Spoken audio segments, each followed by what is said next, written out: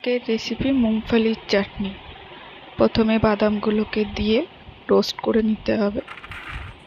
তারপর একটা থালায় ঢেলে সেগুলোর খোসাগুলো এরকমভাবে ছাড়িয়ে নিতে হবে।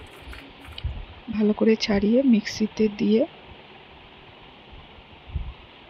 লঙ্কা, রসুন, আদা দিতে হবে, পরিমাণ মতো নুন দিতে হবে, দিয়ে জল অ্যাড করতে হবে, দিয়ে একটা কড়াইয়ে তেল দিয়ে শুকনো লঙ্কা, জিরা ফোড়ন দিয়ে ভালো করে ভেজে নিতে হবে।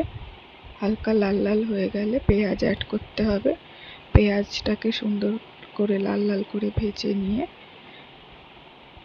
এটা মিক্সির মধ্যে ঢেলে দিতে হবে একটু ঠান্ডা হলে।